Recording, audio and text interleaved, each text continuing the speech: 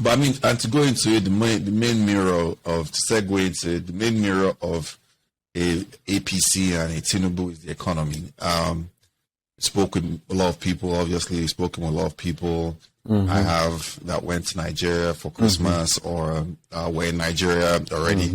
They live in Nigeria for Christmas, and they were pointing out and talking about the things that happened that were even worse and specific to this period, from insecurity to the economic instability. I'm not even talking about the minor ones like the Burna Boy concert. So that's all. Yeah. And if you know about that, but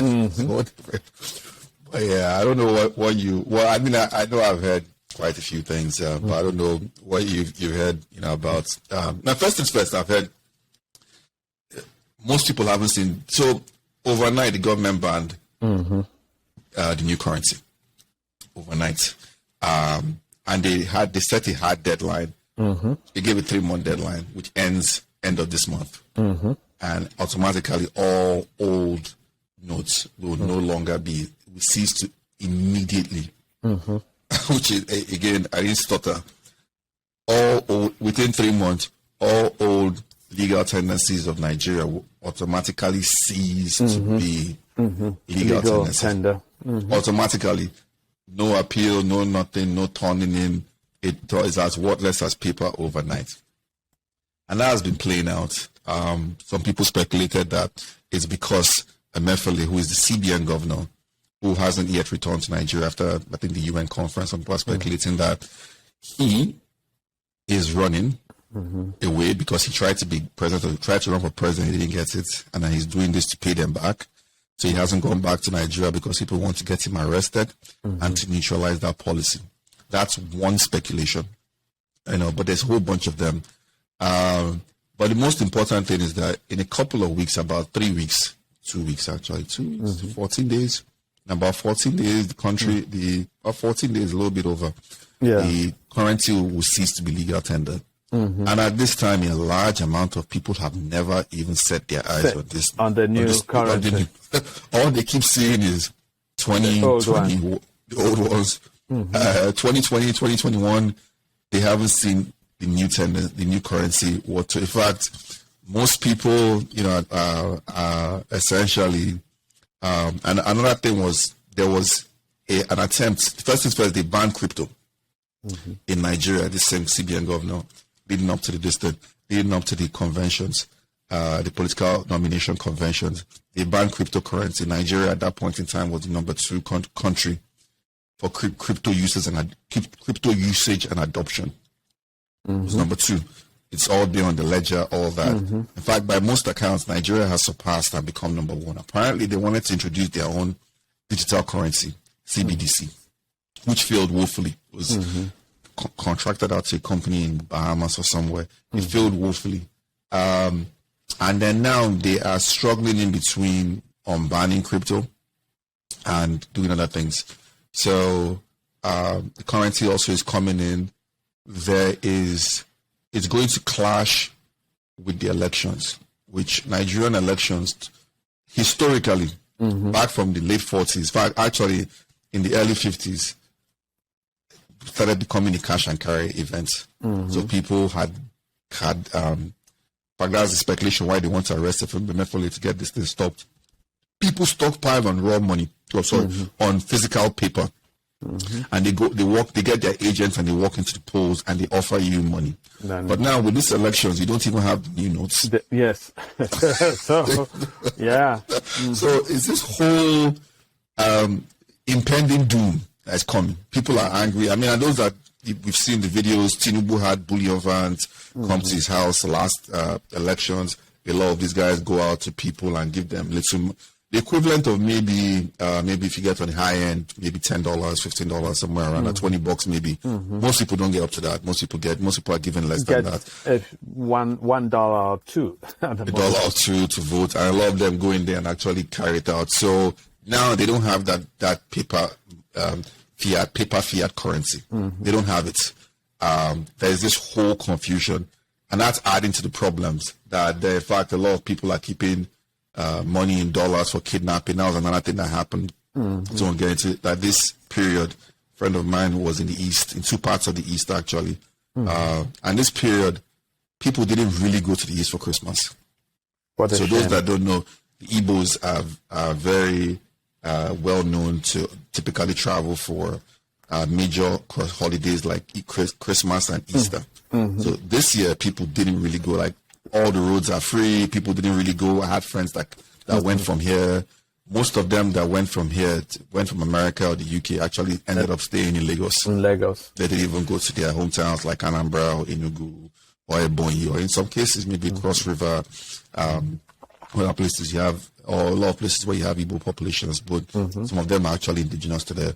But most people didn't go to these places. Most people stayed in Lagos. They stayed in Ikeja. Somebody said almost every hotel in Ikeja is fully booked.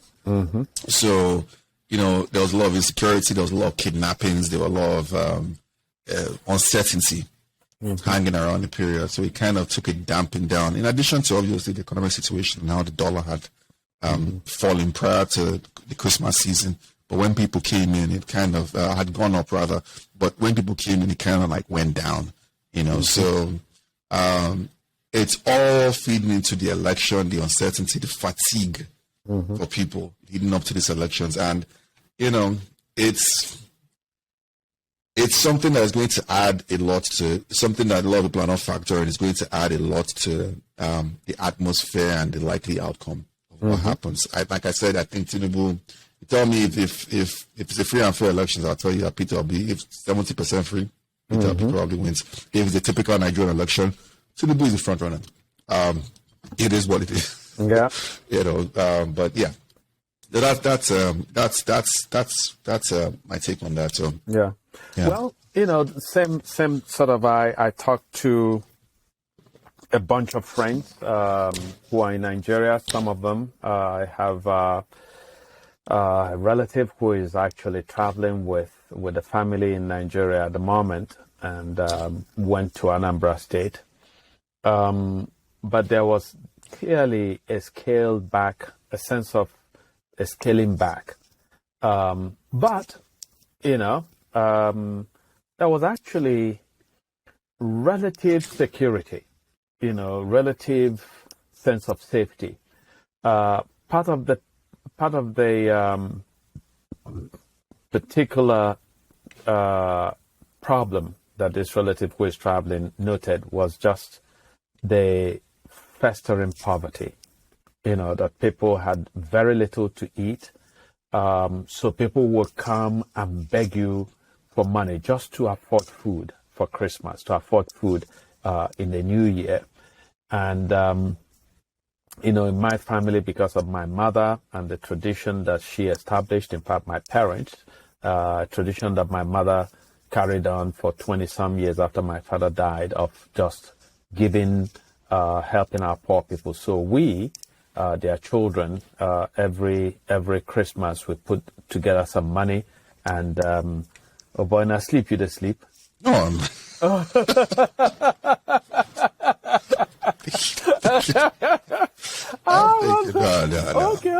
No, because I think you are looking down, so it actually looked like you were sleeping. I said, "Whoa!" Is the setting up? But hey, it's the new year, man. We should sleep when we feel like it. You know. I just woke up not long ago. Of course, what people don't understand is that, you know, both of us are so busy that we have so much to do that sometimes actually we do this and we have to drink coffee to keep awake. You know? But part of it is, of course, that Nigeria, as I said, is so entertaining that it has a way of keeping you awake. But anyway, to get back to the point that I was making, so the sense of economic privation, destitution, the desperation of the moment in Nigeria was particularly noticeable, you know.